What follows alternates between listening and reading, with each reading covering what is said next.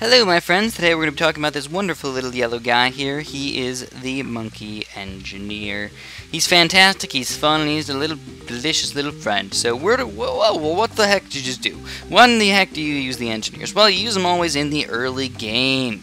Early game, except when you want to use him as a 2-4 engineer in the extremely late game. Other than that, you think, for the most part, you're probably going to end up using him late game. At least that is the most effective time to use him. There is other ways to use him, but again, the most effective way is early game.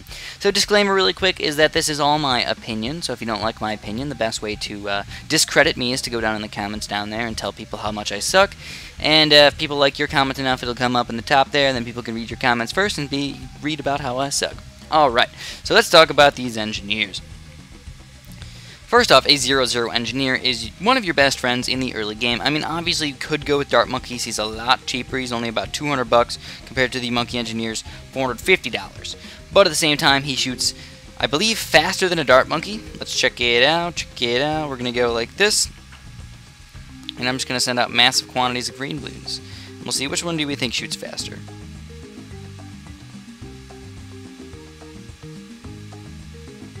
Ah, they're about the same. I mean, they're pretty darn close. But it looks like I think the engineer is actually just a little bit faster. Actually, the Dart Monkey is a little bit faster. Alright, the Dart Monkey is just a tiny bit faster than the engineer, I believe. But they're pretty darn close. But the key here, guys, is not even the fact that the 0-0 engineer is better than the Dart Monkey.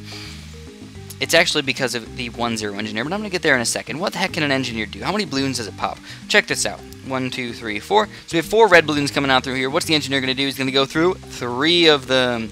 So you pop 3 balloons per shot instead of 1 compared to a Dart Monkey. So right there, we're basically proving that we're better than a Dart Monkey. At the same time, though, the Dart Monkey does shoot more accurately because it doesn't have to go through 3 balloons every single time. It only has to go through 1. So if you build 3 Dart Monkeys right next to each other, you're technically getting more popping power, but they cost more as well. So yes, the engineer is awesome as a 0-0 tower. Where do you want to put him? Usually you want to put him somewhere in the middle of the map. Or, usually anywhere where you're going to get the most attack spots. Some people tend to put their engineers in a weird spot where they're going to attack, mostly down straight lines. I don't really recommend that just because when you get sentry guns, it really doesn't matter that much. But I have seen people, like I said, use engineers and just put them on a straight line, put them on last, they'll shoot down straight lines, and if you get 9-inch nails or something, you're going to be pretty darn solid. But again, it's kind of up for grabs. Usually put him in the middle. Middle's the best spot, probably. So let's talk about the most important upgrade for the engineer. Again, early game engineers are key, my friends. You want to get this upgrade right here, the sentry gun. Oh my god. So we got 1 sentry gun. What is that? 2 red balloons. 1, 2, 3. We got 3 red balloons. He's going to do the exact same thing. He's going to pop through 3. 1, 2, 3, 4. Can he pop through even more than that? No. He cannot pop through more than that. So it looks like he's going to pop, I believe, actually, I think he's supposed to pop to 2 balloons per shot. And then actually he looked like he was better because I have like this extra pop and power medallion thing. So he pops 2 balloons per shot. But that means that this engineer is technically a little bit better than these guys right here. But it doesn't really matter that much. They're all going to shoot pretty darn quickly. And they're going to be able to take down a lot of really crazy balloons. You might be like, oh man, pinks. Holy crap, pinks are the most difficult thing in the entire world. Usually they kind of are. It's like, holy crap, what the heck do you have to beat pinks? You need to have a lot of things shoot really quickly to take them down. And the engineers are going to take them down with pretty much no problems at all. And that's probably the main thing right there, is that that engineer is good versus pink balloons. It's also not that bad versus group balloons. So if we slow this down a little bit, we'll send out a bunch of greens. Tell the engineer is not that bad versus group balloons either. Obviously not quite as fantastic versus group balloons as he is the quicker balloons. But, not bad at all. Not bad at all. He's going to be able to take them down in a reasonable amount of time. And obviously if you got like a bunch of pinks on top of green and stuff, that's just a mess for everybody. There's no way you're going to be able to beat that very easily. Let's move on to the next upgrade. So the next upgrade is the fast engineering. It's only $400 compared to the $500, but is it worth it? I don't know. I would say it's right around the range of being not worth it compared to getting another 1-0 engineer. Yes, it is nice that you get him just to make more little engineer things. He makes between 4 and 5 instead of between 2 and 3. Sometimes you're going to have 4, sometimes you're going to have 5. Just a normal 1-0 engineer. Let's show you guys that really quick. He is normally like 2.5. Sometimes he has 3, sometimes he has 2. So it's like, right, it's just a little bit better to get that faster engineering guy. And also a nice thing about it is the fact that if you get him, the engineers will seem to pop up in different places more often, and usually we'll be able to get the random balloons that are trying to sneak on by a little bit better. But this guy will never have 4, and this guy will never have 3. He will always have 4 or 5 until you build that last build. And right after you build him, he'll always have 4 or 5. And then we move on to the next upgrade here, which is the cleansing foam. Oh man, is cleansing foam a good thing? Is that engineer? It looks like the engineer is actually shooting, but he's actually just building the sentry guns with his little nail thingamabob, which is kind of cool actually. I never really noticed that for some reason. I don't know why. I just always thought they appeared. I didn't know he actually shot them out of his gun to make them appear. Cool. Cool, cool. Alright, so when we get to the cleansing foam, this thing is $800. Oh, man. So you got, like, cleansing foam. It looks like it's coming out of the wazoo. Oh, my goodness gracious. It usually doesn't shoot that fast, does it? I don't think so. But what does it do? Well, it decamoizes these balloons. So if you got, like, some camo balloons up in here, these are going to get decamoized by the foam. But you also got regrows coming out here. So what does that do for that? It's regrow black. Oh, oop, I didn't send it enough. That's not a regrow ceramic. Whoa, whoa, whoa. That was a regular ceramic, right? Yeah, it regrowed them. So the cleansing foam not only decamoizes them, but it also de-regrows them. So if you have a crap load of regrows coming in here, that cleansing foam can be extremely effective versus those balloons. Obviously it's not perfect because the cleansing foam does wear out pretty darn quickly, but it's definitely a nice thing to get if you got something like that. Do I recommend it though? No. I do not recommend the cleansing foam. The main reason is that it is so inaccurate or unstable, or just you don't know if it's going to hit the balloons. And that's the biggest problem with it. You want a for sure thing. You don't want to like, oh, it sometimes works, it sometimes doesn't. It's not the way you want to roll with things. You want to make sure that it is going to pop the balloons. And that's the problem with the cleansing foam, is if somebody rushes you with a crap load of camos, you just don't know. You just don't know if it's going to be able to pop them. For the most part, yeah, it's going to do a pretty darn good job. But every once in a while, you're going to get a camo sneaking through here. You got one camo white sneaking through. I didn't even send out that many, and boom, gone. We lost a bunch of lives. Holy crap, cleansing foam was not perfect. Too bad, so sad. And that's the biggest problem that I have with it. Let's move on to the next upgrade here, which is the balloon trap. Is the balloon trap worth it? Well, you usually don't even want to get cleansing foam in the first place. That's kind of like a wasteful upgrade in my opinion. So you usually don't want to get the balloon trap either. But the balloon trap is kind of interesting.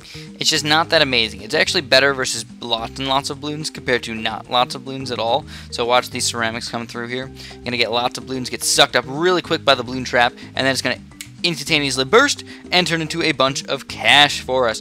But sadly enough, it does wait a while. It waits until, all the balloons are gone off the screen. So all the balloons are gone off the screen. What's going to happen to it? It's going to turn into $340. Well, is it worth it? Well, you're going to have to do that about 10 times? About 10 times just to make him worth it. And that usually means about 10 rounds. So, like, is it worth it? No, not really. The balloon trap's just not the best way to go about getting extra money.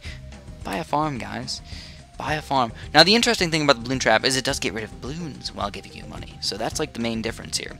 Is, yeah, you get a little bit of pop power, but you don't get that much money. So it's not really worth it. Again, it's just not worth it. Is it okay? Yeah, it's okay. It's just not worth it. And that's the thing that people have a problem with, is that they don't understand when I say it's not worth it. Because, like, yeah, it is effective. It does things. Okay, I understand that. It's just there's a lot better things to get. A lot better things to get. So let's talk about the right-sided upgrades now for our Monkey Engineer. Again, Engineer, putting him somewhere in the middle. No matter what upgrade you get, usually near the middle. 9-inch nails. Now, this is a cool upgrade, because now you got 9-inch nails. Boom, shakalaka. You can go, like, let's see, 1, 2, 3, 4, 5, 6, 7, 8, 9, 10. Got 10 red balloons coming through here, and you're going to go, whatcha? And it looks like you're going to pop. Oh, crap. Oh, crap. 1, 2, 3, 4, 5, 6, 7, 8, 9, 10.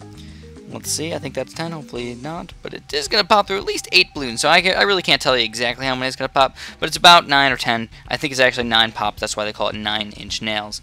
But that's just what I believe. I'm not 100% sure about that. Don't quote me on it. I really almost never get the 9-inch nails upgrade in the first place, and that's why I usually don't know that much about it. I should have looked it up for you guys. I'm just a little bit lazy. I'll be honest with you. I'm a little bit lazy. Alright, then once you move on beyond the 9-inch nails, I think by far the worst upgrade in the game comes up next. The larger service area. So what happens is, boom, you get more range. It's huge, humongous. Holy crap. But It's terrible. I hate it. I don't like it at all. Why do I hate it? Well, I think it's a worthless upgrade because usually what you want to do is you want to keep your engineers nice and close to you. You want to have them close to you so you have a directed area of popping power. And when you have them in a bunch of random places appearing and disappearing, usually they start to appear in really bad places. Like this map, it doesn't really matter that much. But imagine the castle. You got a castle, you got an engineer near the end of the map. If you start getting the larger surface area, all that's happening is you're putting your engineers further away from the map. Or like the track where you want them to hit. It's not a good way to go about doing it. So this is my opinion, the worst upgrade in the game. Of course, I think maybe in some certain circumstances this is okay to do. You know, you got a pretty big range for his shot. I mean, his shot's too super duper far. But the sentry gunners is the big problem because you get them appearing just about anywhere. You know, they can go anywhere, and it's terrible. I don't like it. I'd much rather have him near the middle. They can attack multiple spots. You know, obviously you put your engineer in a certain spot because you thought that spot was going to be the spot where he gets the most nail poppages. And when you got them all over the place, it's not where you want them to be anymore. So yes, I have a big problem with this upgrade. I hate it. I hate it. I hate it. I hate it. I don't like it. Then when we move up to sprockets, you increase the sentry gunner fire rate appreciably. Okay, that's kind of cool, right? So now we got like a bunch of green balloons coming in here. Oh yeah, look at that. They shoot pretty darn quick. That is a decent upgrade. So yeah, to get this upgrade though, guess what you need to do? You need to go and get the larger surface area thing, and I just don't like it. So I would honestly never ever get this upgrade in my entire life. I don't know why, but I just wouldn't get it. It's just not worth it to me. I think, you know, by this point you're going to start buying 2 or 3 boomerangs and some nice wizards and spike factories and maybe even some super monkeys.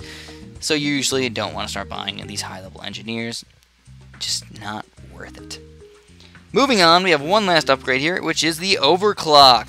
Alright, so now it looks like we have a 0-0 engineer again. Holy crap-ola. I did not realize that happened. That is kind of funny, actually. But how do you use this silly upgrade? What do you do? Well, if I have a super monkey, you're like, oh yeah, you know what, I'm just going to go Kachan, I'm going to go super monkey. We're going to turn his little fusion thing on and make him shoot these balloons really nice and quick. Well, I think I need stronger balloons, I guess. Some stronger balloons. And then we make the super monkey shoot ridiculously fast and ridiculously awesome sauce. Oh my god, is it worth it? Well, for a $13,500 upgrade, no. No. That's just the easiest way to put it. It is not worth it in most circumstances, except for if you have strong level towers. For example, if you have a Robo Plasma, that guy probably could be worth it to get this upgrade right here, the overclocking upgrade. You know, you can overclock this guy right here, and we're going to send out some ceramics right here. And as you can tell, he's doing a solid job versus them. You send out a Moab. Guess what he's going to do? He's going to do an even better job versus the Moab. Yeah, it's awesome. Good. You know, fantastic. You're making your towers just a little bit better. On the other hand, it's $13,500. And that's the biggest problem that I have. I think the best time to use this upgrade is A, if you want to, if you think it's fun to get it. B, if you have some pretty darn high level towers, I'd recommend, you know, at least a Roboplasma, or at least a Sun God, or at least something along those lines. Maybe a big one, you can shoot faster with all those guys. Or, what takes the cake is the Super Temple of the Monkey God. And this is where it comes into play if you want to go late game.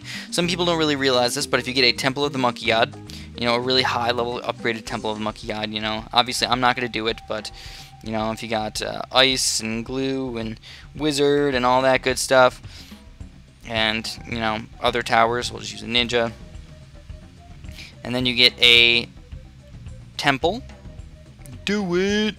Upgrade the range, you get this nice little guy over here, you're going to put that little thing on, and we're actually going to sell this guy, sell him, and then when you send out all of these crazy BFBs and such, you're going to notice the temple is going to shoot ridiculously fast and ridiculously awesome sauce. Obviously this is a terrible temple because I basically just gave him the upgrades so he can get these, but they're not strong at all, but they still technically are the upgrades, so they're okay, I guess. But at the same time, no, it's not worth it unless you get a temple or something really, really high, and that's the best way to put it.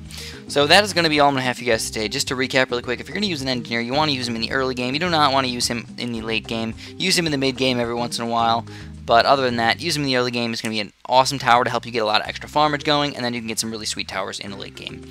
Again, just to talk about it one more time, the overclocking upgrade, is it worth it? No, not really. Oh, one other thing, I guess. This is kind of interesting. Technically, you can actually triple overclock towers. It does not do anything, but you can triple overclock them.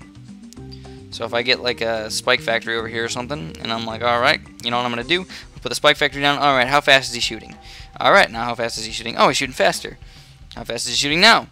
Oh, still the same speed. Oh, how fast is he shooting now? Oh, it's even the same speed. So he doesn't shoot any faster because he's triple overclocked. So that doesn't really help out that much. But, I mean, you can still just keep doing it, I guess. I don't really know if that actually even helps or what the heck you want to think about it. But we can just keep overclocking and doing ridiculous overclocking action. But it doesn't really help that much. So, that's all I'm going to have for you guys today. As always, thanks for watching. Have a super duper delicious day. Hey there guys, I'm Super John Bumbo, also known as Chris. Hopefully you enjoyed the videos. If you did, don't forget to subscribe, like, or favorite any of them that you want to. Also, we've got a bunch of other cool videos here if you want to check them out. We got just a random video, we got Bloons Monkey City, or if you want to check out Random Knot series, those are personally my favorite videos to make. Also, we got a new channel here called Super Science, so if you haven't checked out any of my science videos and you just want to learn something, go ahead and check that out. Thanks for watching guys, and have a super duper delicious day.